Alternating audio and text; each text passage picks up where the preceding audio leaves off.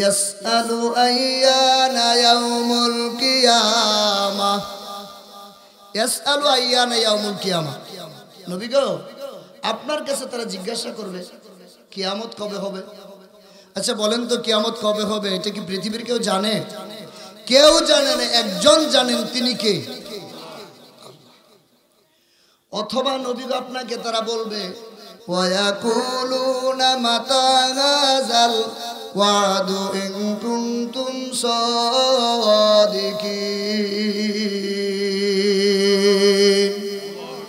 অথবা তারা বলবে যে তোমরা যে বলো তোমাদের রব নাকি ওয়াদা করেছে কিয়ামত হবে, তোমরা যদি সত্যবাদী হও তাহলে বলো সেই ওয়াদা কবে বাস্তবায়িত হবে। বলেন তো কবে বাস্তবায়িত হবে, এটা কি আমার আপনার নবী জানতেন? তাহলে যারা বলে যে নবীজি গায়েব জানতেন, আসলে কি নবীজি গায়েব জানতেন? পৃথিবীর কেউ জানে না, একমাত্র আল্লাহ তাআলা জানে কিয়ামত কবে হবে। কাফের মুশরিকদের বিভিন্ন শব্দে, বিভিন্ন বাক্যে এই প্রশ্নের প্রেক্ষিতে আল্লাহ তাআলা উত্তর দেওয়ার জন্য পবিত্র কালামুল্লাহ শরীফের মধ্যে সূরাটা নাজিল করেছেন, সূরা জিলজাল। আল্লাহ তাআলা ঘোষণা দিচ্ছেন, ইযা যুলজিলাতিল আরদু জিলজালাহা। পৃথিবী যেদিন প্রচন্ড কম্পনে প্রকম্পিত হবে সেদিন কি হয়ে যাবে? বলেন বলেন। পৃথিবী যেদিন প্রচন্ড কম্পনে প্রকম্পিত হবে সেদিন কি হয়ে যাবে? কিয়ামত হয়ে যাবে। এটা হলো এই সূরা নাজিল হওয়ার কারণ। 2 নাম্বার কি আলোচনা করব? এই সূরার নাম হচ্ছে সূরা জিলজাল, কিন্তু তারপরও এই সূরাটাকে সূরাতুন জামিয়া বলা হয় কেন? তার একটা কারণ আছে না? বলেন সবাই আছে? শুনেন বাজানারা, একটু খেয়াল করেন। আমি আপনাদেরকে হাসাইতেও আসি নাই, কাদাইতেও আসি নাই।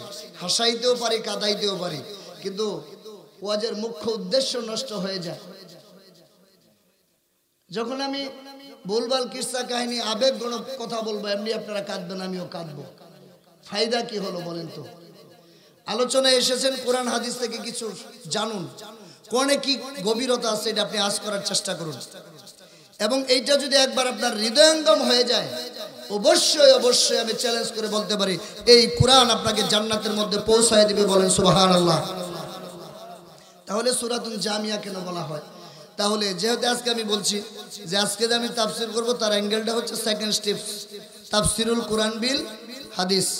এই জন্য একটা হাদিস শুনতে হবে আমাদের। শোনানো আবু দাউদ শরীফের 1399 নম্বর হাদিস, 1 কম 1400, আর সূরার নাম্বার হচ্ছে শুধু 99, হাদিসের নাম্বার 1399, 1 কম 1400।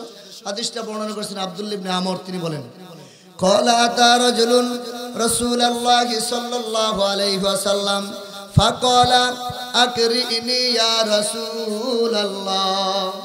আব্দুল্লাহ ইবনে আমর বলেন, এক ব্যক্তি নবীজির কাছে আসছে, আসার পরে বলতেছে ফাকালা আকরিনি ইয়া রাসূলুল্লাহ, নবী গো আমারে আপনি কোরআন পড়া শিখায় দিন। কি শিখতে চায়? কোরআন পড়া। কোরআনের মাহফিল শুনে অনেকের আবেগ জন্মে যেতে পারে যে আমি কোরআন শিখি। এখানে সবাই কোরআন পড়তে পারেন? পারেন না। শিখার চেষ্টা করেন। সাহাবী যখন এই কথা বলল, নবীজি আমারে কোরআন পড়া শিখায় দিন, তো নবীজি বললেন ফাকালা ইকরা সালাসাম মিনাল জাওয়াতি আলিফ লাম রা। ফাকালা, নবীজি বলেন ইকরা, তুমি পড়ো, সালাসাম মিন জাওয়াতি আলিফ লাম রা, এমন 3টা সূরা তুমি শিখো যেই সূরাগুলো শুরু হয়েছে কি দিয়া? আলিফ লাম রা। যারা কোরআন পড়তে জানেন, কোরআনের মধ্যে কিছু সূরা আছে শুরু হয়েছে আলিফ লাম মিম দিয়ে, আছে না নাই? কিছু সূরা শুরু হইল আলিফ লাম রা দিয়ে, আছে না নাই? কিছু সূরা শুরু হয়েছে হামিম দিয়া, কিছু সূরা শুরু হয়েছে বাজান দে তাসিন দিয়া। বিভিন্ন ভাবে আল্লাহ রাব্বুল আলামিন সূরাগুলো শুরু করছেন।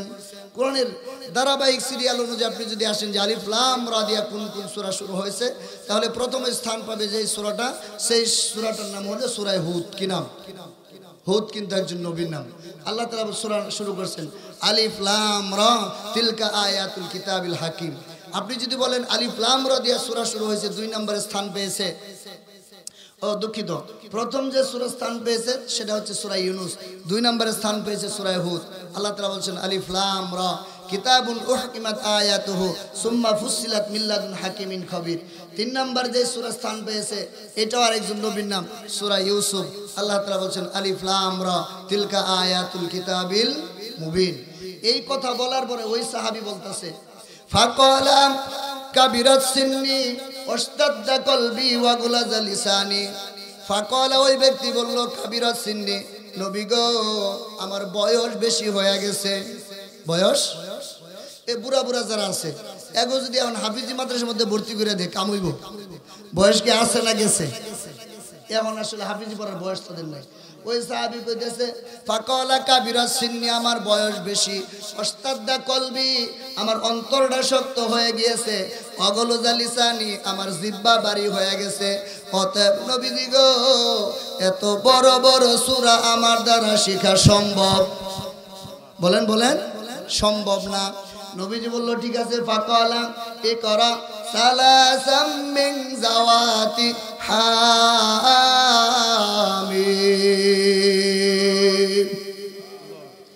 তুমি এমন 3টা সূরা শিখো যেই সূরাগুলো শুরু হয়েছে হামিম দ্বারা। এটা বলার পরে সাহাবী বলল ফাকালা মিসলামা কালাতিহি, আগের মতো একই উত্তর দিল। নবীজি গো আমার বয়স বেশি না কম? বেশি।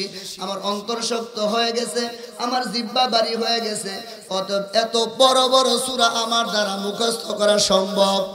বলেন বলেন সম্ভব না।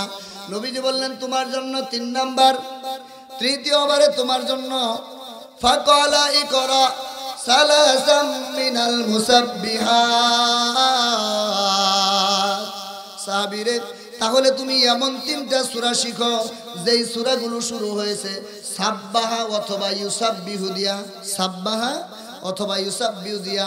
সাহাবী বলল ফাকালা মিসলামা কালাতিহি, নবীজি গো আমার বয়স বেশি, অন্তর আমার শক্ত, আমার জিহ্বা ভারী হয়ে গেছে, এত বড় বড় সূরা আমার দ্বারা শেখা সম্ভব না। এবার ওই সাহাবী নিজেই বলতেছে ক্বালা রাজুলুন ইয়া রাসূলাল্লাহ আকরিনি সূরাতান জামিআতান। নবীজি গো এত বড় বড় সূরা আমি শিখতে পারতাম না, আমার এমন একটা সূরা শিখায় দিন, সূরাতান জামিআতান, যেই সূরাটা হবে জামিয়া, অর্থাৎ সব দিক থেকে সকল কিছুকে যার মধ্যে একত্রিতকরণ করা হয়েছে এমন একটা সূরা আমারে শিখায় দিন। বলেন সুবহানাল্লাহ। এই কথা বলার পরে ফাকরাহুন নবী সাল্লাল্লাহু আলাইহি ওয়াসাল্লাম ইযা পড়েন ইযা যুলজিলাতিল আরদু জিলজালাহা হাত্তা ইযা ফারাগা মিনহা। নবীজি তারে কি করলেন? সূরা জিলজালটা তিলাওয়াত করাইলেন সম্পূর্ণ। ফাকালার রাজুলু আল্লাযী বাসাকা বিল হাক্কি লা ইয়াজিদু আলাইহি আবাদান সুম্মা আদবারার রাজুলু।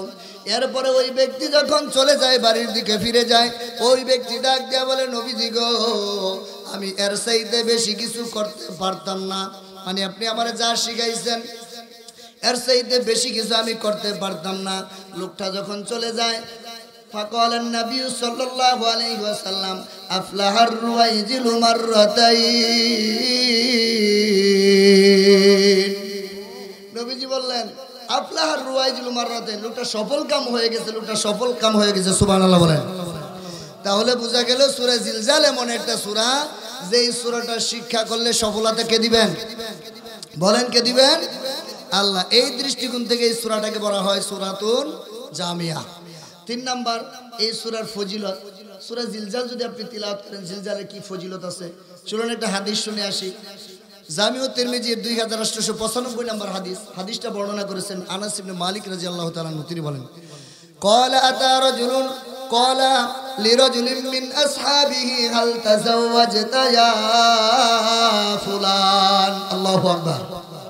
নবীজি এরকম মজলিস আকারে বসে রয়েছে, তো হঠাৎ এক ব্যক্তিরে বলতেছে, কি বলতেছে? লিরাজুলিন মিন আসহাবি হাল তাযাওয়াজতা ইয়া ফুলান। আয় অমুক, তুমি কি বিয়ে করছো? সুবহানাল্লাহ। কি জিগায়? তুমি কি বিয়ে করছো নি? এখন বিয়ে না করলে তো বলবো করছি না, আর করলে বলবো করছি। লোকটা বললো কি ক্বালা ওয়াল্লাহি ইয়া রাসূলুল্লাহ, নবীজি গো আল্লাহর কসম আমি বিয়া করি নাই। সাহাবী কি কয়, আল্লাহর কসম আমি বিয়া করিনি।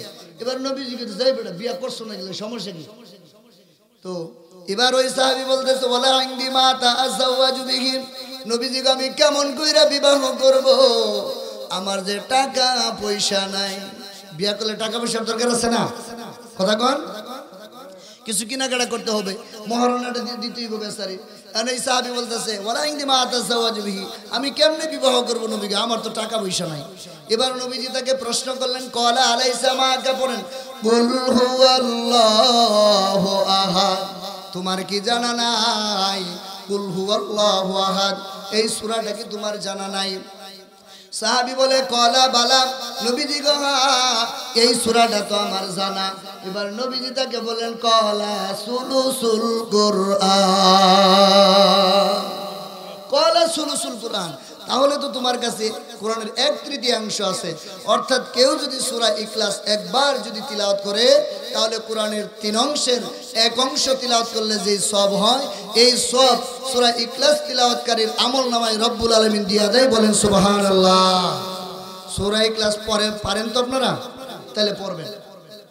ক্বালা আলাইসা মাকা, তোমার কি জানা নাই ইযা জাআ নাসরুল্লাহি ওয়াল ফাত, তুমি কি এই সূরাটা পারো না? সূরা নাসর।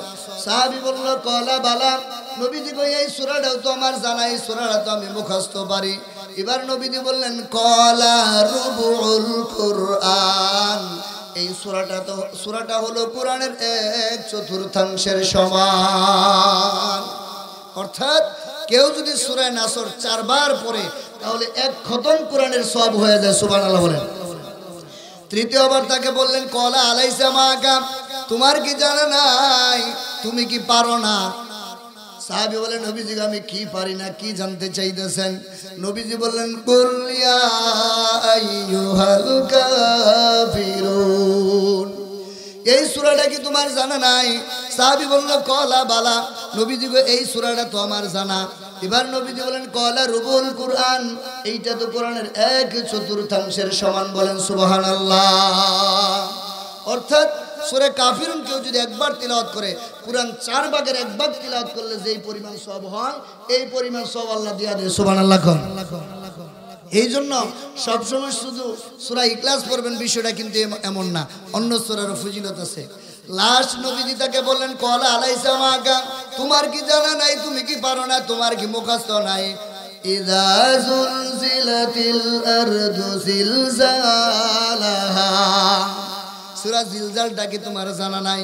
সাহাবী বলে ক্বালা বালা, নবীজি গো হ্যাঁ এই সূরাটা তো আমার জানা। নবীজি বলেন ক্বালা রুবুল কুরআন। আল্লাহু আকবার। সূরা জিলজাল হলো কোরআনের 1/4 সমান।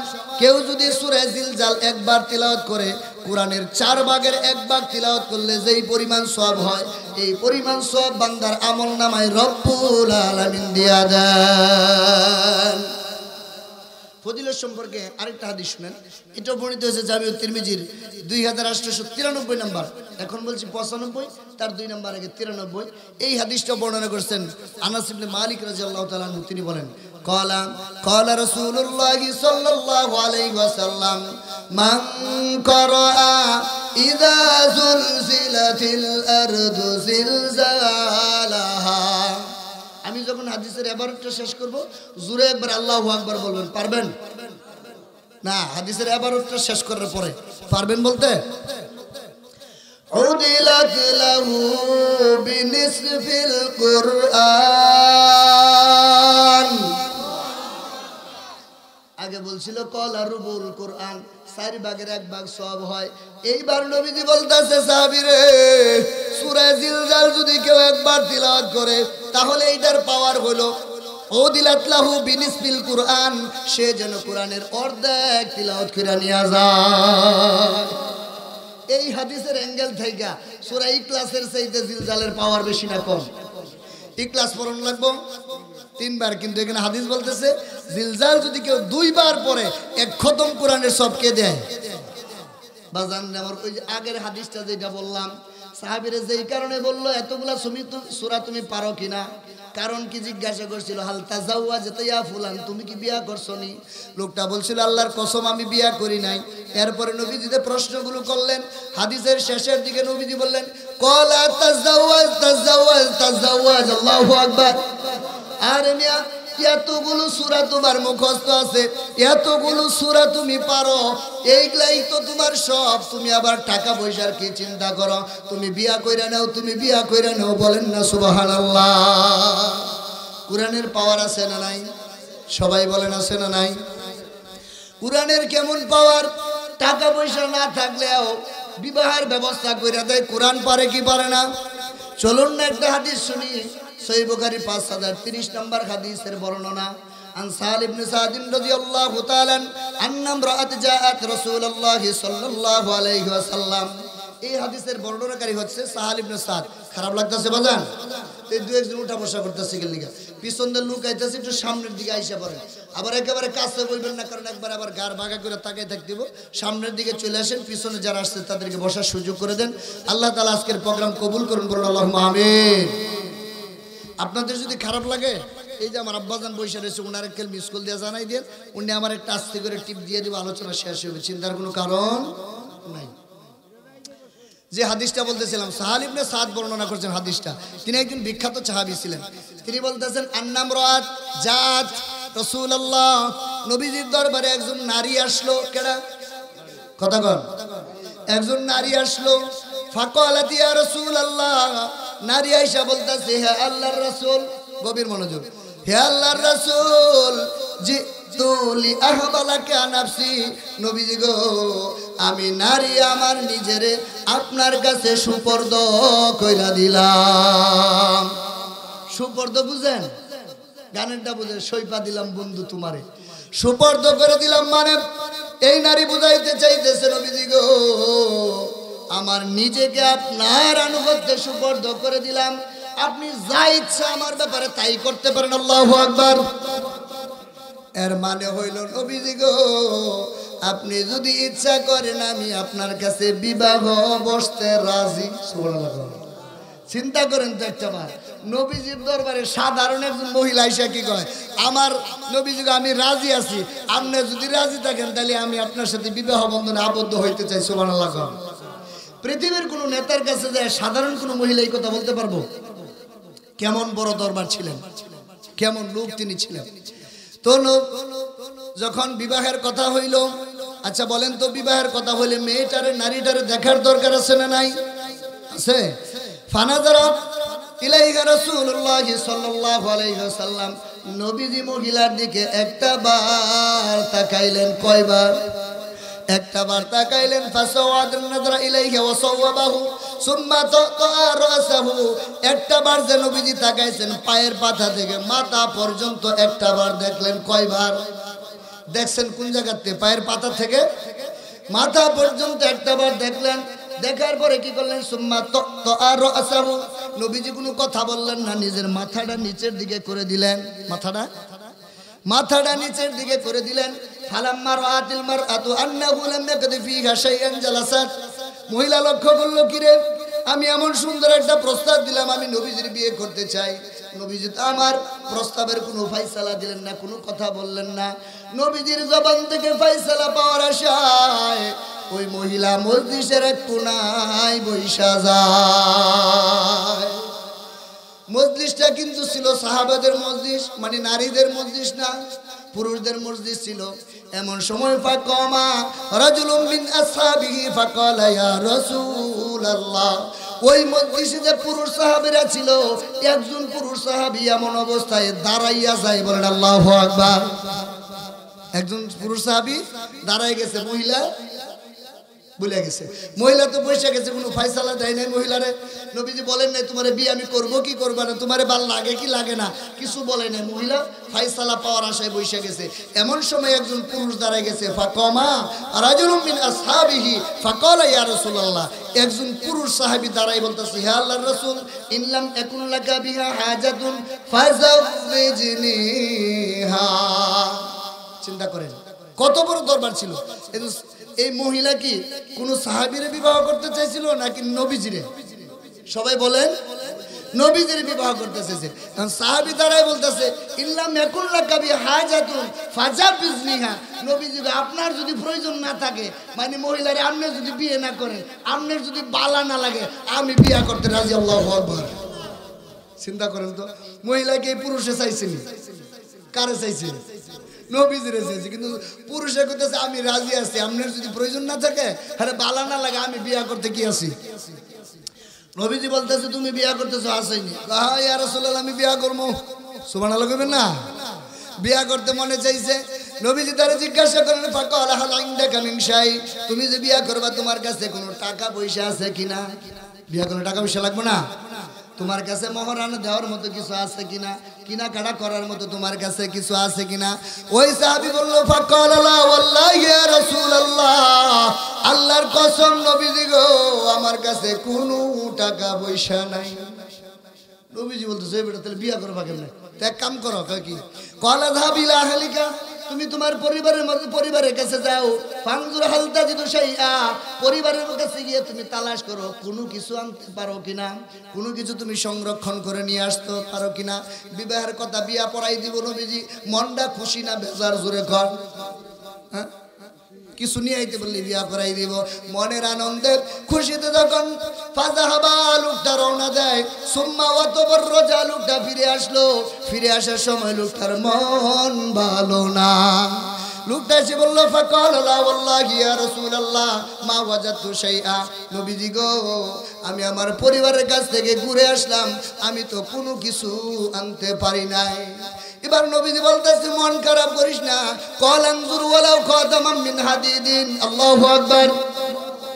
তুমি যেহেতু কোনো কিছু টাকা পয়সা কোনো মহারানার ব্যবস্থা করতে পারো নাই, এবার তুমি যাও, তুমি গিয়ে লক্ষ্য করো, খুঁজো, তালাশ করো, ওয়ালাউ খাতামাম মিন হাদিদিন, কমপক্ষে একটা লোহার আংটি নিয়ে আসো। বাজান কি বলেন, কিসের আংটি? এই জামানায় যদি আপনার ছেলেরে বিয়ে করানোর জন্য লোহার আংটি নিয়ে যান, আপনার বৌমারে কি দিব বুঝি? কথা কই দিব না বাজান। আবার এই ওল্ড মডেল এখন আর চলে না।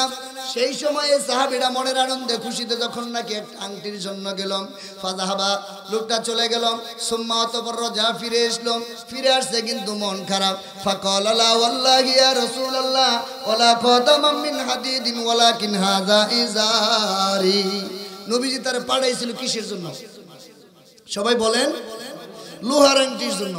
এখন আসার পরে বলতেছে নবীজি গো আমি লোহার আংটি মাংটি পাই নাই, কিন্তু ওয়ালাকিন হাযা ইজারি, আমার একটা লুঙ্গি আছে। সুবহানাল্লাহ।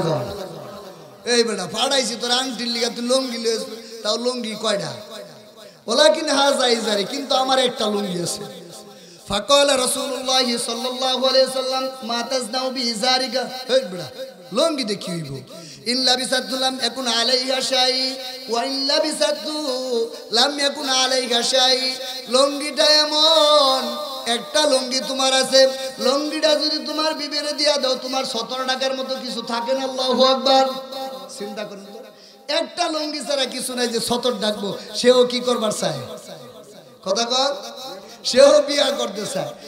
এবার নবীজি বলল লুঙ্গি যদি মহিলারে দেই তোমার 17 ডাকে না, আর তুমি যদি পরো তাহলে মহিলারে দেওয়ার মতো 17 ডাকানোর মতো কোনো কিছু থাকে না। এই জন্য লোকটার ব্যাপারে যখন কোনো ফায়সালা নবীজি দিল না, ফাজাল আসার রাজুলু, লোকটাই মজলিসের মধ্যে বসে গেল। হাত্তা তালা মাজলিসুহু সুম্মা কামা ফারাহু রাসূলুল্লাহ সাল্লাল্লাহু আলাইহি ওয়াসাল্লাম মুআল্লিয়ান ফাআমারা বিহি ফাদুয়া। লোকটা দীর্ঘ সময় পর্যন্ত বসে রইল কিসের আশায়? কথা বলে কি হলিগা? বিয়ার আশায়। আর ওই যে মহিলাও কিন্তু বৈশা রয়েছে, যায় নাই, পুরুষ লোকটাও বৈশা রইল। ফাজালা সাররাজুলু সুম্মা তালা মাজলিসুহু, মজলিসের মধ্যে দীর্ঘ সময় পর্যন্ত বৈশা রইল বিয়ার আশায়। দেখি নবীজি আজকে বিয়ের কোনো ফায়সালা কইরা দেয় কিনা। যখন দীর্ঘ সময় কোনো ফায়সালা হয় না, সুম্মা কামা ফারাহু সুম্মা কামা, অতঃপর লোকটা দাঁড়ায় যায়। মনটা খারাপ কইরা যখন বাড়ির দিকে রওনা হয়, নবীজি লক্ষ্য করলেন নবীজি তো ডাক্তারদের ডাক্তার ছিলেন। এটা ডেকে মনটা খারাপ হয়ে গেছে বিয়ে দিতে দেখে। এবার ডেকে এসে এটা যখন ডেকে তাকে ডাকানো হলো, আর এক সাহাবীর মাধ্যমে সে ফিরে আসলো। ফালাম্মা যা, অতঃপর যখন আসলো, ক্বালা মা জামাআকা মিনাল কুরআন। আল্লাহু আকবার। নবীজি বলতেছে সাহাবীরে পাঠাইছিলাম পরিবারের কাছে কিছু আনার জন্য, আনতে পারো নাই। পাঠাইছিলাম লোহার আংটির জন্য, আনতে পারো নাই। ও সাহাবীরে, তুমি বলতেছো তোমার লুঙ্গি আছে, লুঙ্গি দিয়ে কোনো ফাইসালা করা যায় না। কলা মাজা মাকা মিনাল কুরআন, লাস্ট একটা সুযোগ তোমারে দিলাম, কোরআনের কোনো কিছু তোমার জানা আছে না নাই? ওই সাহাবী বলতেছে কলা মাইয়া সূরাতু কাযা ওয়া সূরাতু কাযা ওয়া সূরাতু কাযা ওয়া সূরাতু কাযা। নবীজি গো, আমার তো ওই সূরাটা মুখস্থ, আমার তো সেই সূরাটা মুখস্থ, আমি তো ওই সূরাটা পারি। নবীজি তাকে বললেন কল আতাকরাহুন নাং যাহারি কলবি, তুমি যে পারো, তুমি কি মুখস্থ পারো কিনা? আল্লাহু আকবার। যারা কোরআন মুখস্থ করে হাফেজ হয়েছে, এখন দাম আছে না নাই? হ্যাঁ, কিয়ামতের ময়দানে যাওয়ার পরে বুঝতে পারবেন তাদের দাম কত। নবীজি তারা জিজ্ঞাসা, কোরআন জানা আছে ঠিক আছে, কিন্তু কল আতাকরাহুন নাং যাহারি কলবি, তোমার কি মুখস্থ আছে নি? আল্লাহু আকবার। ওই সাহাবী বলতেছে কলা নাম। নবীজি গো, আমি তো এই সবগুলা মুখস্থ পারি। এবার নবীজি বলতেছে তো মন খারাপ করিস না, যাইস না, মজলিসের মধ্যে বইসা পড়। কলা যাহাব ফাকাদ মাল্লাকতুকা বিমা মাআকা মিনাল কুরআন।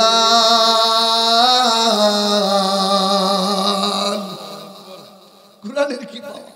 মন খারাপ করে যাইস না পাগলা, যেহেতু কমপক্ষে এই সূরাগুলো জানো, এই সূরাগুলোরে মোহর বানাইয়া এই সূরাগুলোর বিনিময়ে এই মহিলার সঙ্গে তোমারে বিবাহ দিয়া দিলাম। বাকি এই সময়ে কোরআন দিয়ে মহারণা দেওয়া যাবে কি যাবে না, এটা আপনাদের আলেমদের কাছ থেকে জেনে নিবেন। ঠিক আছে ইনশাল্লাহ। চলে গেলাম সূরা জিলজালে, ফজিলতে কিছু আলোচনা করলাম। আল্লাহ তাআলা বলছেন, এবার সংক্ষিপ্ত কিছু তাফসীর করব। বলেন, বলতে হবে, সেদিন কি হয়ে যাবে? তাহলে এটা হলো প্রচন্ড কম্পন। কিন্তু এর আগে যে ইদানিং যে মাঝে মাঝে কাঁপানি দেয়, দেখে লিখা যায়, এটার একটা কারণ আছে না নাই? আসেনি বাজান? আমার এই কারণগুলো কিয়ামতের ফাইনাল ঘোষণার আগে, ফাইনাল ফুৎকার আগে, ফাইনাল জাকুনির আগে সংগঠিত হবে। সহিহ বুখারী 1036 নম্বর হাদিসের বর্ণনা। হাদিসটা বর্ণনা করেছেন হযরত আবু হুরায়রা রাদিয়াল্লাহু তাআলা আনহু قال قال رسول الله صلى الله عليه وسلم لا تقوم الساعة حتى يقبض العلم। আল্লাহু আকবার। আবু হুরায়রা বলেন, নবীজি ইরশাদ করেছেন, ততক্ষণ পর্যন্ত কিয়ামত হবে না যতক্ষণ পর্যন্ত ইলম উঠিয়ে নেওয়া না হবে।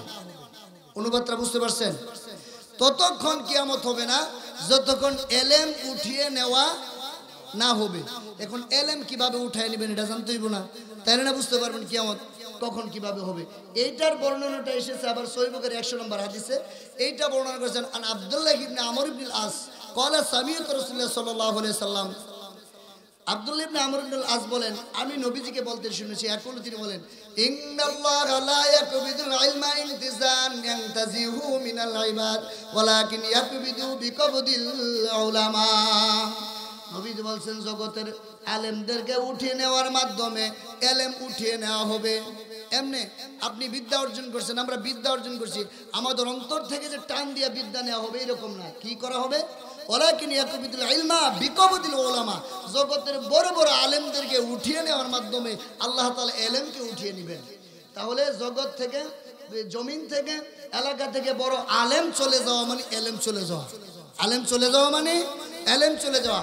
আমাদের আসাতিজাদের যে ইলম ছিল, আমি তো বলতে চাই তাদের 1000 ভাগের 1 ভাগ ইলম আমরা পাইছি কিনা সন্দেহ আছে।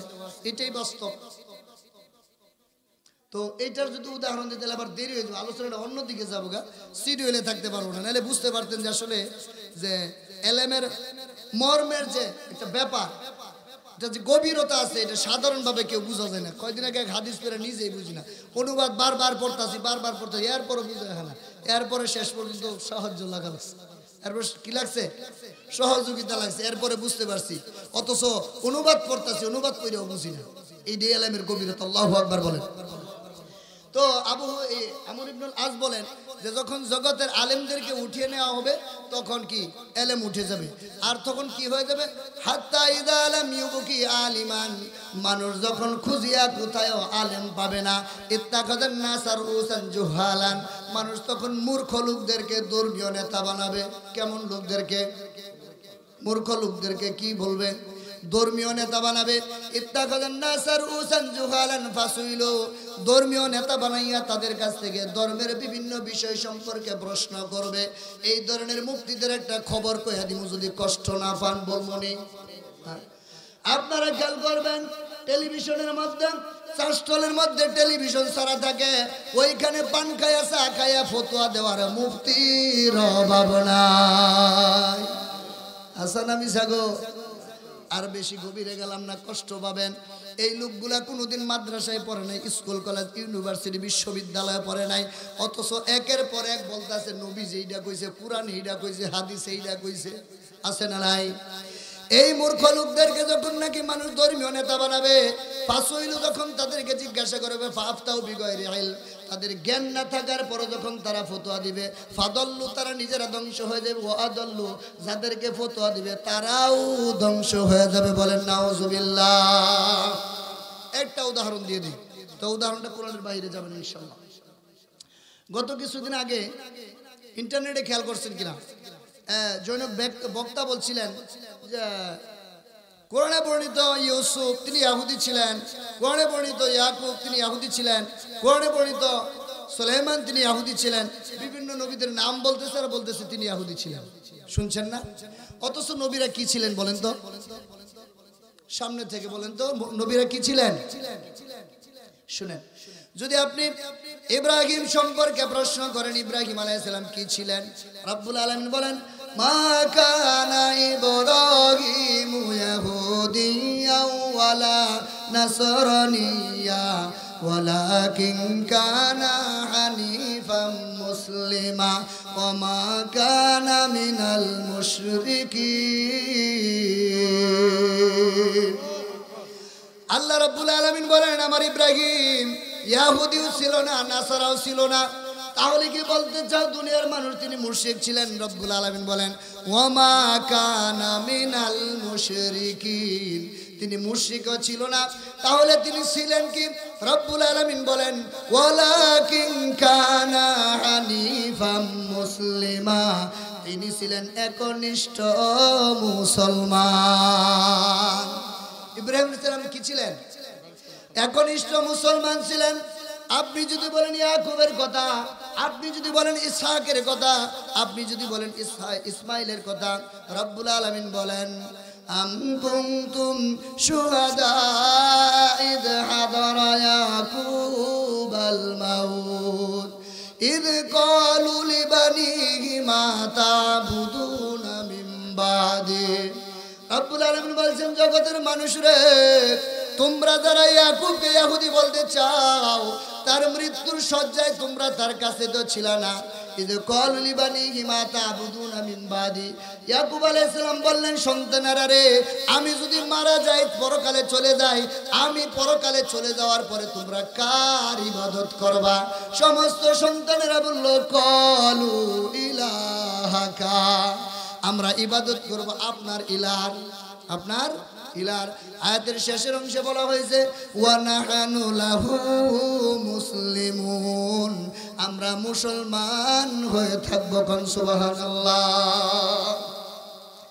আপনি যদি মনে করেন ইউসুফ আলাইহিস সালাম ইহুদি ছিল, রব্বুল আলামিন বলেন, আনতা ওয়ালিয়্যি ফিদ দুনিয়া ওয়াল আখিরাহ তাওয়াফানি মুসলিমা তাওয়াফানি মুসলিমা ওয়া আলহিকনি বিসসালিহিন। এটা ইউসুফ আলাইহিস সালাম যখন মিশরের মসনদের মধ্যে বসছেন, আব্বাজান আমার একটা সময় তিনি রব্বুল আলামিনের কাছে দরখাস্ত করলেন, বললেন, আনতা ওয়ালি ফিদ দুনিয়া ওয়াল আখিরাহ, দুনিয়া এবং আখিরাতে আল্লাহ আপনি আমার অভিভাবক। সুবহানাল্লাহ। আমার আপনার অভিভাবক কে? আমার আপনার অভিভাবক কে? আল্লাহ।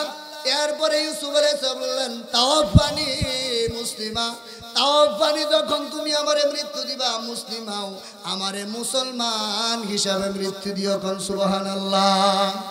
আপনি যদি বলেন সুলাইমান আলাইহিস সালাম ইহুদি ছিল বা নাসারা ছিল, একটু খেয়াল করেন, সুলাইমান আলাইহিস সালাম যখন সাবার রানী বালকিসের নিকট চিঠি লিখলেন, চিঠি শুরু করে দিলেন, ইন্নাহু মিন সুলাইমান ওয়া ইন্নাহু বিসমিল্লাহির রহমানির রহিম। আল্লাহর নামে চিঠি শুরু করে দিলেন। এরপরে রানী বালকিসকে বললেন, আল্লাহ তাআলু আলাইয়া ওয়া আতুনি মুসলিমিন। ও রানী বালকিস, আমার সাথে মার্কেটিং কইরো না, বাড়াবাড়ি কইরো না, আমার কাছে আত্মসমর্পণ করো, মানে তুমি মুসলমান হইয়া যাও।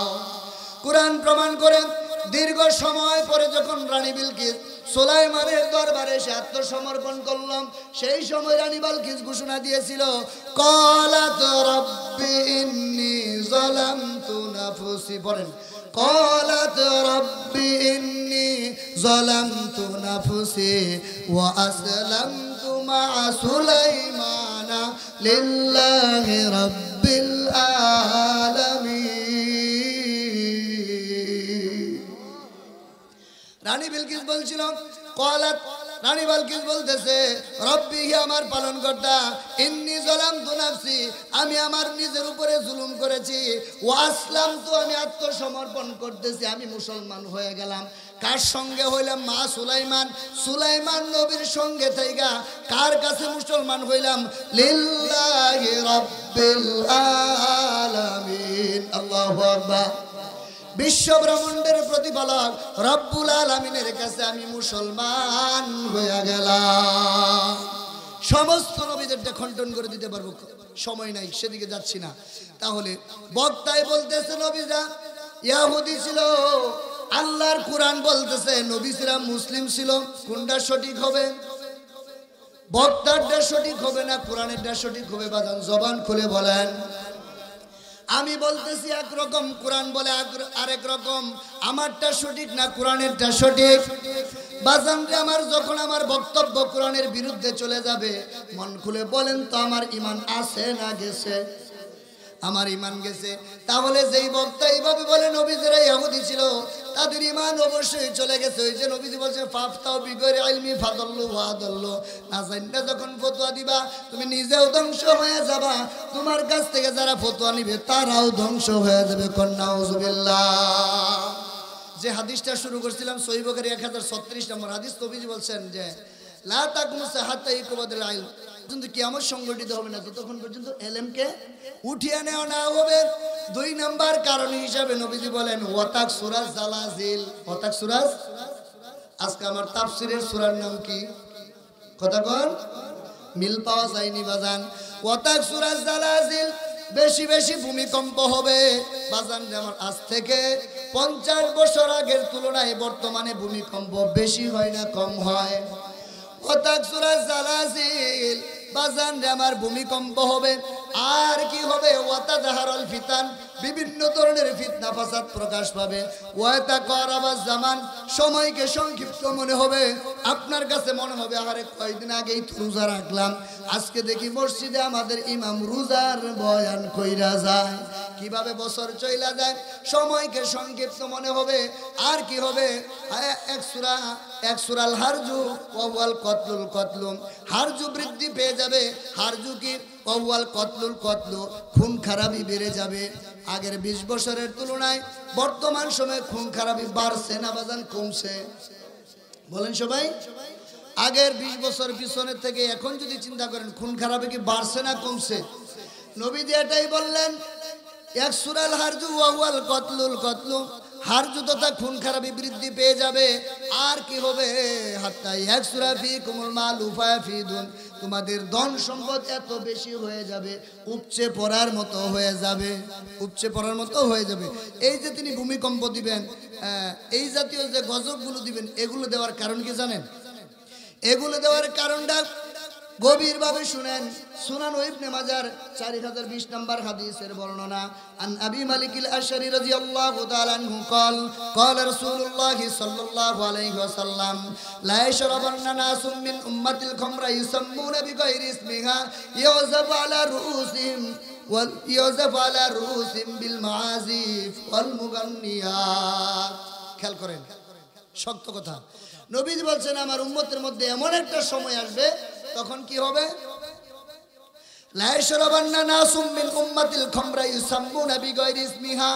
আমার উম্মতের লোকেরা মদ পান করবে কিন্তু মদকে মদ বলবে না। পান করতেছে কি মদ, কিন্তু তারা ভিন্ন নাম দিয়ে এটা পান করবে। এই কোল্ড ড্রিঙ্ক, এই রস, ওই ড্রিঙ্ক, এই নানান কিছু নাম দিয়ে তারা পান করবে, কিন্তু পান করতেছে কি মদ। নবীজি বলেন এই যে মদ খেয়ে তাদের পাপাসক্ত অবস্থায় কি হয়ে যাবে,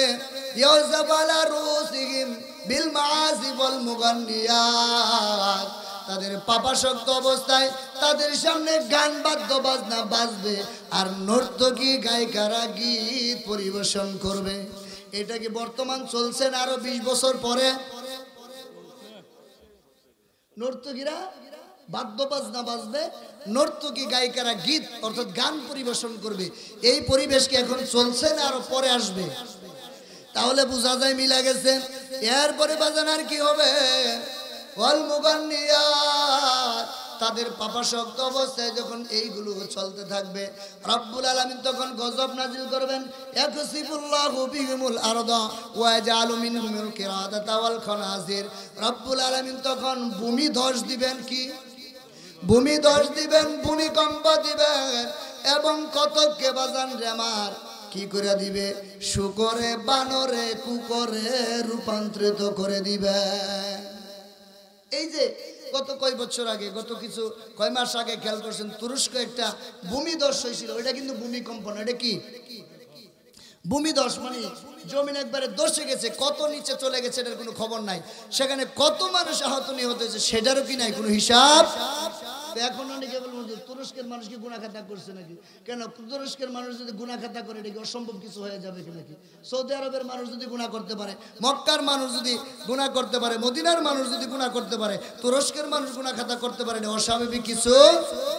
হাদিস দৃষ্টি এটা প্রমাণ করেন এই জাতীয় পাপগুলো হয়তো বা হয়েছিল, এই জন্যই রব্বুল আলামিন সেইখানে ভূমিধসের মতো গজব নাজিল করছেন। বাজান আমার কতকে বাজান বানরের চেহারা দিয়া দিবে, শুকরের চেহারা বানাই দিবে।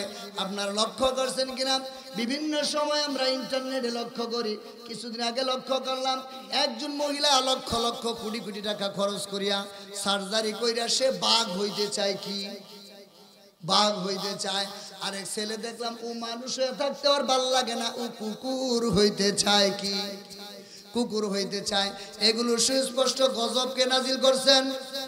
নবীজি অন্য একটা হাদিসের মধ্যে বর্ণনা করেন 15টা অপরাধ যখন তোমার সমাজের মধ্যে বেড়ে যাবে তখন তোমাদের মধ্যে আল্লাহ রাব্বুল আলামিন বিভিন্ন ধরনের আযাব গজব নাজিল করবেন এবং তোমাদের মনে করতে হবে কিয়ামত নিকটে চলে আসছে, কিয়ামত অতি নিকটে চলে আসছে। খেয়াল করবেন এই 15টা অপরাধ আমার আপনার সমাজে আছে না নাই? যদি থাকে, অপরাধ তো বলি নাই, আমি হাদিস পড়ে বলবো, আপনারা একটা মিলাবেন যে অপরাধ এগুলো আছে কিনা। এই হাদিসটা স্থান পেয়েছে জামিউত তিরমিজির 2211 নম্বর হাদিস। হাদিসটা বর্ণনা করেছেন হযরত আবু হুরায়রা রাদিয়াল্লাহু তাআলা আনহু। তিনি বলেন قال رسول الله صلى الله عليه وسلم إذا اتخذ الفيء دوالا والأمانة مغنما। লক্ষ্য করেন গভীর কথা, এখন অনেকের মাথায় লাগতে পারে, অনেকের কাঁধে লাগা যাইতে পারে। ইজাত তুকিদাল ফাই উদওয়ালান, তোমাদের মধ্যে মানুষ যখন কি করবে, যুদ্ধলব্ধ সম্পদকে ব্যক্তিগত মাল মনে করবে, যুদ্ধলব্ধ সম্পদকে ব্যক্তিগত মাল মনে করবে। যুদ্ধ করে যে সম্পদ অর্জিত হয় এটা ব্যক্তিগত সম্পদ না, এটা হচ্ছে রাষ্ট্রীয় সম্পদ। এটা রাষ্ট্রীয় সম্পদ, এটা ব্যক্তিগত না। আর কি 2 নাম্বার, ওয়াল আমানাতু মাগনামান, আমানতের মালকে মানুষ যখন লুটের মাল বানায় ফেলবে, আমানতের মাল লুটের মাল বানাবে। এখন চিন্তা করতেছেন বাজান আমানতের মাল আবার লুট করবো কেমনে?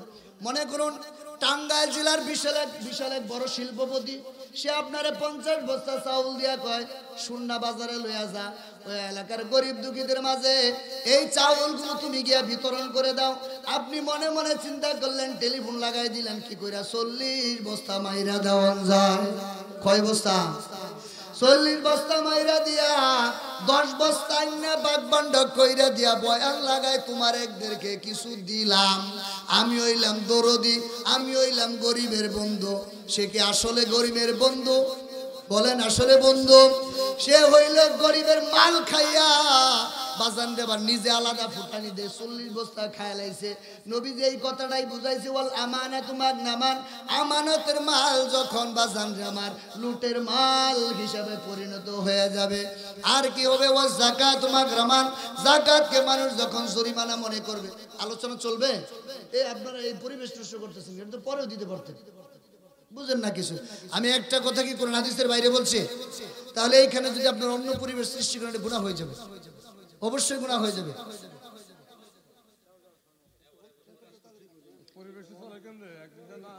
না সুন্দর হয় না এটা সুন্দর হয় না খেয়াল করেন এদিকে 3 নাম্বার যাকাতকে জরিমানা মনে করবে 4 নাম্বার কথাটা অনেক সুশিক্ষিত সমাজের কান্দের মধ্যে লাইগা যাইতে পারে কিন্তু নবীজের হাদিসের কথা না কইয়া উপায় নাই ওয়া তুআল্লিমালি গায়রিদ্দিন ধর্ম বিবর্জিত শিক্ষার প্রসার কইটা যাবে আছে না নাই গত কিছুদিন আগে লক্ষ্য করেছিলাম কেউ একজন এসে ডারউইন মতবাদের থিওরি দিয়া বলে আমাদের বাপ দাদা নাকি বানর ছিল আমরা নাকি বানর থেকে সৃষ্টি হইছি আপনারা কি মানেন আপনারা এই কথা মানেন যে আমরা বানর থেকে হইছি আমরা বানর থেকে হই নাই তুই হইলে হইতে পারো আমাদেরকে কে বানাইছে শুনে যাও ওয়ালাকাদ খলাকনাল ইনসানা ফি আহসানি তাকওয়িম খলাকাল ইনসানা মিন সালসালিন কাল ফাক্কার আল্লাহু আকবার আমাদেরকে কে বানাইছে কুরআন বলে মানুষকে আমি বানাইলাম হাদিস বলে মানুষকে আমি বানাইলাম ডারউইন মতবাদ বলে মানুষ নাকি বানর থেকে হইল নাউজুবিল্লাহ আমি ডারউইন মতবাদের বিরুদ্ধে বলি না আমি বলি কি ডারউইন মতবাদ যদি তোমাদের পড়াইতে হয় তাহলে এটা বিশ্ববিদ্যালয় লেভেলে সিলেবাস করো কোন লেভেলে কেন বিশ্ববিদ্যালয় লেভেলের যারা পড়াশোনা করছেন স্কুল কলেজে অবশ্যই আপনারা জেনে থাকবেন সেখানে সিস্টেম হলো প্রথমে একটা করতে আলোচনা প্রথমে হলো একটা আলোচনা পরে থাকে এটার কি বলে সমালোচনা এটার ক্ষতিকারক দিক সাইড এফেক্ট কি আছে এরপরে থাকে তোমার সিদ্ধান্ত তুমি কি মানবা কি মানবা না এটা বিশ্ববিদ্যালয়ের ছেলেমেয়েরা ম্যাচুর ছেলেমেয়েরা বুঝবে এই কোমলমতি প্রাইমারি হাই স্কুলের ছেলেমেয়েরা এরা তো বুঝবে না এরা মনে করবে যে বইয়ে যেহেতু পাইছে তাহলে মানে আসলে আমরা বানরতে বানাইছিলাম নাউজুবিল্লাহ খান ধর্ম বিবর্জিত শিক্ষার জন্য এখন আবার বর্তমানে একটা বাই কইরা দিছে বাজান রে আমার পোলাগন নাকি মাঝে মাঝে লাগে মাইয়া হইয়া গেছে শরীফ নাকি শরীফা হইয়া গেছে নাউজুবিল্লাহ খান আচ্ছা কোন তো আপনাদের শিয়াল আছে না আর শিয়াল যদি কয় এই সুন্নার মানুষ আগে তোমাদের মুরগি টুরগি খাইছি এখন আমি কিন্তু শিয়াল নাই এখন আমি মুরগি হয়ে গেছি এখন আমার তোমরা নির্দ্বিধায় তোমাদের মুরগির খোয়ারে রাখতে পারো রাখবেন কে এই যে কইতেছে এই আমাদের সিলেবাসে যদি শরীফ হয়ে যায় তো শিয়ালে যদি আমি শিয়াল থাকলে আসলে আমি মুরগি আচ্ছা কোন তো শিয়াল যদি এই কথাটা বলে আসলে কি সে মুরগি সাজার বান্দরছে না খোয়ারের মুরগি খাওয়ার বান্দরছে বুঝা কেন শিয়াল কি আসলে এটা কি জন্য সে আসলেই কইতাছে আমি মুরগি হয়ে গেছি আর মুরগির খোয়ারে এলে শিয়ালে মুরগি খাবো তাহলে শরীফ থেকে শরীফের গল্প যারা লিখেন এই সমস্ত দান্দাবাজদের চিন্তা হলো এদের চিন্তা হলো মনে করবো আমি এখন মায়া হয়ে গেছি মায়া গল্লকে থাকবো আমার মন বলে এদের উদ্দেশ্য হলো শরীফ থেকে শরীফের গল্পে শরীফ থেকে শরীফা হইয়া মেয়েদের সাথে থাকিয়া মেয়েদের ইজ্জত খোয়ানোর দান্দা এটা মেয়েদের ইজ্জত খোয়ানোর দান্দা এই কথাটাই নবীজি বলছেন ওয়া তুআল্লিমালি গায়রিদ্দিন ধর্ম বিবর্জিত শিক্ষার প্রসার ঘটে যাবে এখন বাজান যে পয়েন্ট আইছে একটু শক্ত কইতাম বুঝছেন ওয়া তাররাজুল ইমরাতাহু সমাজের পুরুষগুলো নারীর গোলাম হয়ে যাবে আছে না নাই গো আমার বাবি সাহেব যদি অনুমতি দেয় বাজার থেকে বন্ধুর টেলিফোন লাগায় কি রে একটু আইলি না চা খাইলাম না নাস্তা করলাম না তোর লিগে বই রয়েছি এবার বেচারায় বউয়ের দিকে তাকায় বউ কই সাবধান ঘরের বাইরে যাবা না আজকে যদি যাও গো ঘরের বাইরে সারা রাত তোমারে বাইরে রাখবো ঘরের দরজা খুলবো না এই বেচারা আর পরে বন্ধুর ফোন আর রিসিভ করে না, বাইরে যায় না, মানে এক কথায় বউ যা বলে তাই সঠিক, বউয়ের কথাই শুয়ে পড়ে, বউয়ের কথাই বইসা পড়ে, বউ যা অর্ডার করে তাই করে। নবীজি সেই কথাটাই বলছেন, ওয়াতার রাজুলু ইমরাতুহু, সমাজের পুরুষগুলো যেন নারীর গোলাম হইয়া যায়। আসলে তার গোলাম বা দাসত্ব করার দরকার ছিল কার? নারীর গোলাম হয়েছে, কিন্তু মায়ের অবাধ্য হয়ে গেছে, আছে না নাই? বউয়ের কথা সব ঠিক আছে, কিন্তু মায়ের কথা ঠিক নাই, মায়ের কথা মানতে বেচারা রাজি না। আর কি করে? বন্ধু বান্ধব রে কাছে টানে, বাপেরে দূরে ঠেলা দেয়। বন্ধু বান্ধব রে খুব মনে করে বাড়ির মধ্যে প্ল্যান প্রোগ্রাম, সব বন্ধু বান্ধব জানে, বাপে খবর জানে না, আছে না নাই? এই কথা বলেন, আছে? কথা শক্ত হয়ে যাইতেছে মনে হয় বাজানরে আমার। শুধু তাই নয়, 10টা 11টা পর্যন্ত যখন বারান্দার মধ্যে বসে বন্ধু বান্ধব রেলওয়ে ফেসবুক চালায়, 60 বছরে বাবা আইসা কয়, কিরে বাবা তুমি কি ঘুমাইবা না? বাবারে জারি মেরে কয়, আমনে এগুলা বুঝবেন না, পুরা মানুষ সেরাইছেন কে লিগা, আমনে হয়ে থাকেন কে, আমনে এদিকের মানুষ না, আমনে এগুলা বুঝবেন না, ফেসবুক টেসবুক আমনে ঘুমান গা, আছে না নাই? বাজানরে আমার পয়েন্ট কি দাঁড়াইলো? বন্ধু বান্ধব রে কাছে টেন্না নিল, বাবারে বাজান আমার দূরে ঠেল্লা নিল। এই কারণগুলো যদি সংগঠিত হয়, নবীজি বলে আরেকটা কারণ সংগঠিত হবে, অযহরাতিল আসওয়াতু বিল মাসাজিদ, মসজিদের মধ্যে কারণে অকারণে হট্টগোল বেড়ে যাবে, গন্ডগোল বাড়বে, আছে না নাই? এই কারণগুলো ঘটে যাবে। আর কি ঘটে যাবে? বড় শক্ত কথা বাজান, ওয়াসাদাতাল কবিলাতা ফাসিকুহুম, সমাজের নেতা হবে পাপিষ্ঠ লোকেরা। নেতা হবে কারা? ওয়াকানা সাদাতাল কবিলাতা ফাসিকুহুম ওয়াকানা যাইমুল কওমি ওয়া উকরিমার রাজুলু মাকাবাতা শাররিহি, এবং কি করবে? একজন মানুষ আর একজনের সম্মান করবে, তার সম্মানের কারণে না, তার অনিষ্ট থেকে বাঁচার জন্য। কি জন্য? তার ক্ষতির থেকে বাঁচার জন্য। কেন? নতুন নতুন নেতা হইছে, যদি সালাম দুইটা বেশি না দেয়, কোন সময় আবার কিনতে কোন কাম করে বলে তার নাই ঠিক। 40 বছরের হাজি সাহেব 25 বছরের যুবকের দিনে আপনার 14.5 বার সালাম দেয়। কে লিগা দেয় জানেন? হাজি সাহেবের মাইয়াটা স্কুলের মধ্যে পড়ে, না জানি কোন সময় ইফটিজিং করে, রাস্তাঘাটে ব্যারিকেড দিয়া বসে, তার ঠিকানা নাই। এই জন্য হাজি সাহেব ডরে ডরে থাকে আর সালাম দেয়, আসসালামু আলাইকুম, আসসালামু আলাইকুম, আসসালাম। এটা কি তার সম্মানের কারণে সালাম দিল, না তার ক্ষতির থেকে বাঁচার জন্য দিল? এই কারণগুলো যদি সংগঠিত হয়, আরো কিছু কারণ আছে। নবীজি বলেন, ওয়াযহারাতিল কায়নাতু ওয়াল মাআসিব ওয়াশুরিবাতিল খুমুর, মদের জয় জয়কর অবস্থা হয়ে যাবে। শুধু মদ না রে বাজান, মদের সাথে চিপাই চাপাই বৈশা যারা গাঁজা খায়, এইটাও এইখানে বোঝানো হয়েছে। নাউযুবিল্লাহ। গাঁজা খাওয়ার লোক আছে না নাই? এটার জয় জয়কর অবস্থা হয়ে যাবে। নায়িকা নর্তকীরা তাদের সামনে বাদ্যযন্ত্র বাজবে আর গান করবে, আর তারা বলবে গান যে হারাম, মোল্লারা পাইলো কোন জায়গায়, আছে না নাই? আসেনি বাজান? শুধু বলে না গান হারাম, গান যে হারাম মৌলবীরা পাইলো কোন জায়গায়, আছে? এইটা বাজান কিয়ামতের আলামত। আর কি হবে? ওয়ালানাল আখিরু ফি হাযিহিল উম্মতি আউওয়ালাহা, শেষ জামানার উম্মতের লোকেরা তাদের পূর্বপুরুষদেরকে গালি দিবে, তাদের পূর্বপুরুষদেরকে গালি দিবে।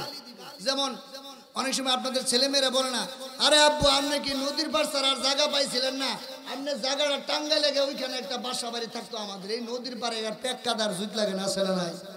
সে তার পূর্বপুরুষদেরকে অভিশাপ দিচ্ছে, গালি দিচ্ছে। ধর্মীয় ব্যাপারে যেমন গালি দিয়ে থাকে, ওয়ালা আনাল আখিরু হাযিহিল উম্মতি আউওয়ালাহা, শেষ জামানার উম্মতের লোকেরা পূর্ববর্তী জামানার লোকদেরকে গালি দিবে। যেমন কথাকে বলে আবু হানিফা কুরআন বুঝে নাই, আছে না নাই? শুধু তাই নয়, বলেন আব্দুল্লাহ ইবনে মাসউদ নাকি হাদিস বলে নাই। আমি বলি, আরে পাগল, আব্দুল্লাহ ইবনে মাসউদ যদি হাদিস না বুঝে, বুঝছে কেডা? তোমার না নাই? কথা বল না কেন? সাহাবী যদি হাদিস না বুঝে, তুমি বুঝছো কই থেকে? তোমার না নাই বুঝছে, হাদিস বুঝি। এই মানুষগুলা পূর্বের জামানার লোকদেরকে গালি দিবে, অভিশাপ করবে। নবীজি বলেন, এই 15টা কারণ যদি তোমাদের সমাজে চলে, এগুলো কি এখন চলছে না বাজান? 10 বছর পরে চলবো। সত্যি কয়েন, নাইলে আমার তাফসীর কিন্তু বিফলে যাবে। যদি চলে নবীজি কয় তাইলে শুনো ফালিয়ার তাকি ইনদা যালিকা রিহান হামরা ওয়া জালজালাতান ওয়া খাসফান ওয়া মাসখান ওয়া কাযবান ওয়া আয়াতিন তাতাবাউ ফানিজামিন বালিন কুতিয়া সিলকাহু ফাতাতাবা। নাউজুবিল্লাহ বলেন। যদি 15টা কারণ যদি হয়, এখানে কথা বলবেন না প্লিজ, সাইলেন্ট, ওয়াজ বন্ধ হয়ে যাবে কথা বললে। 15টা কারণ যদি হয় কি হবে? ফালিয়ারতাকিবু ইনদা যালিকা রিহান হামরা, নবীজি বলেন তাহলে গরম বাতাস আসবে। কি বাতাস? কতক্ষণ? এখন অনেকে বুঝতেছেন না গরম বাতাস বুঝাই দিতেছে। আজ থেকে 20 বছর আগে এই যে আমার বুড়া বুড়া বাবাজিরা চকের মধ্যে কাজ কইরা হিজল গাছের নিচে অথবা খেজুর গাছের নিচে বাজান রে আমার কাত হইলেই বাতাসে সুরে সুরে একটা ঘুম আইসা যাইতো কিনা। এখন দেখবেন আর ওই স্নিগ্ধ বাতাস এখন আর পাওয়া যায় না। সেই স্নিগ্ধ বাতাস কেন, ঘরের ফ্যান পর্যন্ত এখন, ফ্যানের বাতাস পর্যন্ত এখন ঠান্ডা লাগে না, ঠিক কিনা? নবীজি বলেন এটা কিয়ামতের আলামত। বাতাসকে গরম করে দেওয়া হবে। আর কি হবে? পাথরের বাড়ি বর্ষণ করা হবে, শিলাবৃষ্টি হবে, প্রচুর পরিমাণে পাথর পড়বে। আর কি হবে? ভূমিধস হবে, ভূমিকম্প হবে। একের পর এক তোমাদের প্রতি আযাব আসতেই থাকবে। কেমনে আসবে? ও আয়াতিন তাতাবা ফানিজামিন বালিন কুতিয়া সিলকুহু ফাতাতাবা। পুরানো পুতির মালা ছিঁড়ে গেলে একটার পর একটা যেমনি ভাবে পড়তেই থাকে না দেরি করে। বুঝেন নাই? তসবির দানা এক জায়গাতে ছিঁড়ে গেছে, এখন কি আস্তে আস্তে পড়বো না তাড়াতাড়ি পড়বো? নবীজি বলেন পুরনো পুতির মালা ছিঁড়ে গেলে যেমন একের পর এক পড়তেই থাকে, তোমাদের উপরে একের পর এক বিভিন্ন ধরনের আযাব গজব আসতেই থাকবে। আসে না নাই? বাজান আমার করোনা নামক দুর্ভিক্ষ দেশে আসার আগে পৃথিবীর মানুষ কেউ কোনোদিন শুনে নাই এমন একটা ভয়াবহ দুর্ঘটনা আসতে পারে। শুনছিল আজ থেকে 50 বছর আগে কেউ কোনোদিন শুনে নাই হার্ট অ্যাটাক করে লোক মারা যায়, হার্টের মধ্যে রিং পরানো যায়। কিন্তু এখন জানি হার্ট অ্যাটাক করে আবার রিংও পরানো যায় কি যায় না। একের পর এক নতুন নতুন আযাব গজব আসতেই থাকবে। আর উম্মতের লোকেরা তোমরা মনে করো এইগুলা যদি আসে কিয়ামত বেশি দূরে নাই, কিয়ামত অতি কাছে চলে এসেছে। এটা হলো ইজা জুলজিলাতিল আরদু জিলজালাহের ব্যাখ্যা।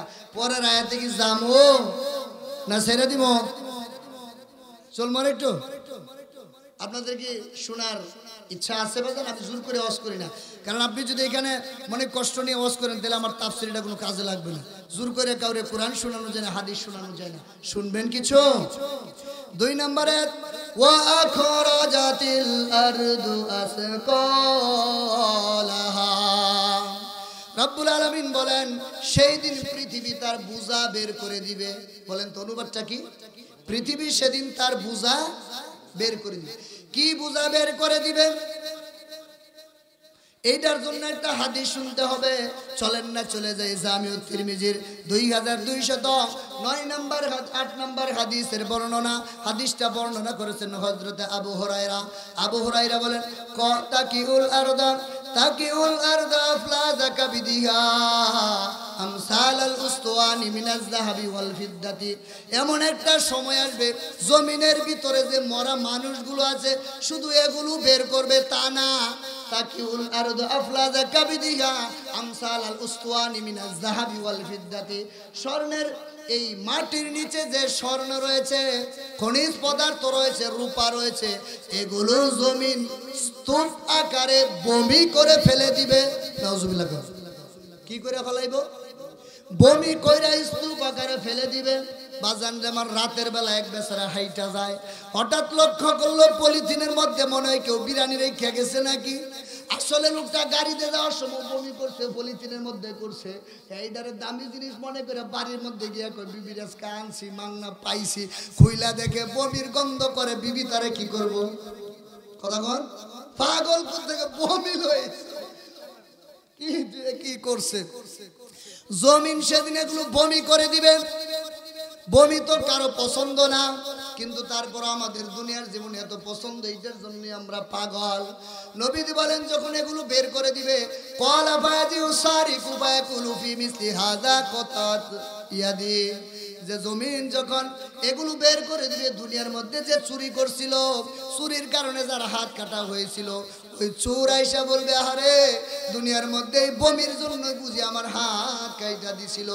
ওয়াজিউল কাতিলু ফায়াকুলু বিহাযা কতালতু, যাকে হত্যা করছে বা যে হত্যা করছে সে আইসা বলবে, আরে এই সম্পদের এই ভূমির জন্যই কি আমারে হত্যা করা হয়েছিল, কথা বলবে এই ভূমির জন্যই কি আমি আরেকজনের হত্যা করেছিলাম। এরপরে বাজান যারা আসবে, কবির মনোযোগ, ভাই বোন আপনারা আছেন না নাই? ভাই বোন আছে, এখানে আছে সবারই ভাই আছে অথবা বোন আছে। এই ভাই বোনগুলো আসবে, আত্মীয়রা আসবে। ওয়াজিউল কাতিউ ফায়াকুলু ফি হাযা কতাতু রহিমি, ভাই বোনেরা আসবে, ভাই আইসা বলবে, আরে দুনিয়ার মধ্যে বমির জন্যই কি আমার বোনের সাথে সম্পর্ক খারাপ হয়েছিল। বোন এসে বলবে, আরে এই বমির জন্যই বুঝি আমার ভাই আমারে ঠগাইছিল, এই বমির জন্যই বুঝি আমাদের আত্মীয়তার সম্পর্ক নষ্ট হয়ে গেছিল। দুনিয়াতে যেই সম্পদের জন্য সম্পর্ক নষ্ট হয়েছে, এটাকেই বলবে যে এই বমির জন্য কি আমাদের সম্পর্ক নষ্ট হয়ে গেছিল রে। সুম্মা ইয়াদাউনাহু ফালা তাখুযুনা মিনহু শাইআ, সবাই সবগুলো ফেলে যাবে, কেউ কোনো কিছু নিবে না। ওয়াকালাল ইনসানু মা লাহা, এই অবস্থা দেখার পরে মানুষগুলো বলবে, আহারে পৃথিবীর কি হইল রে, পৃথিবীর কি হইল। পৃথিবী নিজেই বলেন, ইয়াউমা ইদিন তুহাদ্দিসু আখবারহা, সেদিন পৃথিবী কি করবেন, তার বৃত্তান্ত বর্ণনা করে দিবেন। বলেন তো অনুবাদটা কি? পৃথিবী সেদিন তার বৃত্তান্ত বর্ণনা করে দিবেন। কি বৃত্তান্ত বর্ণনা করে দিবেন? চলুন না একটা হাদিস শুনে আসি। জামিউত তিরমিজির 2429 নম্বর হাদিস। হাদিসটা বর্ণনা করেছেন হযরত আবু হুরায়রা। এই হাদিসটা যখন আমি প্র্যাকটিস করি, রিহার্সাল করি, পড়ি, তখন মাঝে মাঝে আমার ভিতরে খুব ধাক্কা দেয়।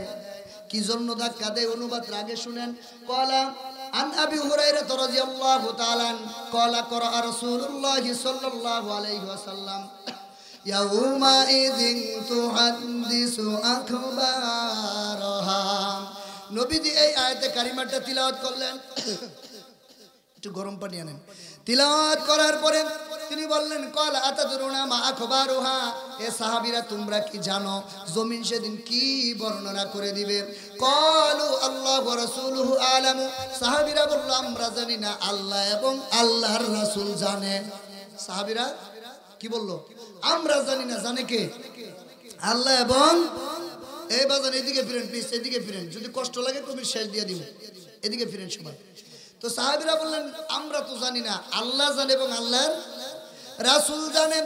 নবী দেওয়ার পরে বললেন, ক্বালা ফাইন্না আখবারুহা তাশহাদু আলা কুল্লি আবদিন আও আমাতিন বিমা আমিলা আলা যহরিহা ওয়া আমিলাম তাকুলা কাযা ওয়া কাযা ইয়াউমা কাযা ওয়া কাযা। নবীজি বলেন, সাহাবীরা রে, জমিন সেই দিন বর্ণনা করে দিবে কার পুত্র, অমুকের পুত্র অমুক জায়গায় যাইয়া কি খারাপ কাজটা করছে, গুনাহের কাজটা করছে, রাতের অন্ধকারে যাইয়া সে যে গুনাহের কাজগুলো করছে লুকায় লুকায়, জমিন ওই বিষয়টা আল্লাহর কাছে সাক্ষ্য দিয়া দিবে। ও বাজান, আমার রাতের বেলা তোমার কেউ দেখে না, রুমের ভিতরে শুইয়া মোবাইলে গুনাহ করি, মোবাইলের মধ্যে তুমি গুনাহ করো আর মনে করো পৃথিবীর কেউ বুঝি আমার দেখলো না। যত গোপনে তুমি গুনাহ করছো না কেন, জমিন সেদিন এইটা রব্বুল আলামিনের কাছে প্রকাশ করে দিবে। তেমনি ভাবে জমিন প্রকাশ করে দিবে কোন জায়গার মধ্যে বৈশা কার ছেলে কি ভালো আমল করছে, নেক আমল করছে, এটাও রব্বুল আলামিনের কাছে প্রকাশ করে দিবে। বলেন সুবহানাল্লাহ। প্রত্যেকটা বিষয় যদি প্রকাশ করে দেয়, বলেন তো আলেম বলেন, মাওলানা বলেন, মুহাদ্দিস বলেন, পীর মাশায়েখ বলেন, যারা আছেন বলেন তো দিকে বাঁচার উপায় আছে? জমিন সেদিন কেন বলবে? রব্বুল আলামিন কিয়ামতের ময়দানে বান্দার সাথে যখন কথোপকথন করবেন, সংলাপ করবেন, ডায়লগ করবেন, বান্দা যখন মিথ্যা বলতে থাকবেন, রব্বুল আলামিন সেই সময় বান্দার পক্ষে অথবা বিপক্ষে 4টা সাক্ষ্য আনবেন। কয়টা বলেন কয়টা? 4টা সাক্ষ্য আনবেন। 1 নাম্বার আনবেন বাজান আমার জমিন হয়তোবা তোমার পক্ষে অথবা আমার বিপক্ষে সাক্ষ্য দিয়া দিবে, হয়তোবা পক্ষে অথবা বিপক্ষে সাক্ষ্য দিয়া দিবে। এরপরে বাজান আমার রব্বুল আলামিন সাক্ষ্য নেবেন, তোমার আমার জবান বন্ধ করে দিবে। আল-ইয়াউমা নাখতিমু আলা আফওয়াহিহিম ওয়া তুকাল্লিমুনা আইদিহিম ওয়া তাশহাদু আরজুলুহুম বিমা কানু ইয়াকসিবুন। বাজান আমার তোমার আমার জবান বন্ধ করে দিবে। সেই দিন তোমার আমার হাত কথা বলবে, পা কথা বলবে। আল্লাহু আকবার। বিশ্বাস হয়নি? এই হাত কথা বলবে, পা কথা বলবে, অঙ্গ প্রত্যঙ্গ কথা বলবে। 3 নাম্বার বাজান আমার যে সাক্ষ্যটা নেওয়া হবে সেই সাক্ষ্যটা হলো কিরামান কাতিবিন। ফেরেশতা আছে না? কিরামান কাতিবিন কয়জন? আমি জানি এই কথাটা আপনারা কইবেন। এখন যে কথাটা কম এটা একটু হজম করার চেষ্টা করেন। আমি জীবনের যে কোনো জায়গায় যতদিন থেকে ইচ্ছা পোষণ করেছি কোরআন হাদিস ছাড়া কথা বলবো না, ততদিন থেকেই এই চ্যালেঞ্জ আমার চলছে যে কোরআনে আমি যদি ভুল বলে আমাকে ধরাই দেন। আপনি যদি বলেন কিরামান কাতিবিন 2 জন ফেরেশতা, 1 নাম্বার এই কথাটা কোরআনের আয়াতের বিরুদ্ধে চলে যায়। বলেন কি বলছি? কোরআনের আয়াতের বিরুদ্ধে চলে যায়। কি বলি বোঝার চেষ্টা করেন। 1 নাম্বার কোরআনের আয়াতের বিরুদ্ধে চলে যায়। 2 নাম্বার যুগ যুগ ধরে চলে আসা প্রচলিত পরিচিত একটা মিথ্যা কথা। কিভাবে? খেয়াল করুন। কাতিবুন, এখানে আলেম উলামা আছে অনেক, আমার চেয়ে অনেক শিক্ষিত, আমিও তো গ্রামার বুঝি না, জানি না। খেয়াল করেন বাজান প্লিজ, সাইলেন্টের দিকে। কাতিবুন লেখক, একজন লেখক, 1 বছর। কাতিবাইন দ্বিবচন মানে 2 জন লেখক। কাতিবিন মানে লেখকগণ। বুঝাইতে পারছি বিষয়টা? তাহলে এখানে যদি উদ্দেশ্য হইতো কিরামান কাতিবিন 2 কান্দে 2 ফেরেশতা লেখবার হইছে, বুঝেন নাই? তাইলে এখানে কাতিবাইন শব্দ ব্যবহার করে, কাতিবাইনে, কিন্তু কাতিবাইনে ব্যবহার করা হয় না, ব্যবহার করেছে কাতিবিন। লেখক, লেখকদ্বয়, লেখকগণ। লেখক কয়জন? বলেন বাংলা কথা। লেখক কয়জন? লেখকদ্বয় কয়জন? লেখকগণ অনেকজন লেখক। তাহলে কিরামান কাতিবিন 2 জন না অনেকজন? সামনে থেকে আর 2 জন কইবেন আপনারা। আর আমার এই আলোচনার মধ্যে যদি ভুল থাকে তাহলে আমার জানাই দিবেন। এরপরে খেয়াল করেন তো 3 নম্বরে কিরামান কাতিবিন। 4 নম্বর সাক্ষ্যটা কে দিবে সেটা জানেন? 4 নম্বর সাক্ষ্যটা দিবে বাজান আমার আলাম একফি বিরাব্বিকা, স্বয়ং রব্বুল আলামিন সাক্ষ্য দিবেন আর বলবেন আমি রব কি তোমাদের জন্য সাক্ষ্যহিতা হিসাবে যথেষ্ট নয়? যথেষ্ট না? পক্ষে অথবা বিপক্ষে যদি এই 4টা সাক্ষ্য চলে যায় তাহলে আমার আপনার ফয়সালা সে অনুযায়ী হয়ে যাবে। আল্লাহ আমাদের এই সমস্ত সাক্ষ্যগুলো যেন আমাদের পক্ষে আসে, আমরা যেন সেই কাজগুলো করতে পারি, আল্লাহ তৌফিক দিয়া দিন, বলেন আমিন। এরপর অংশে রব্বুল আলামিন বলছেন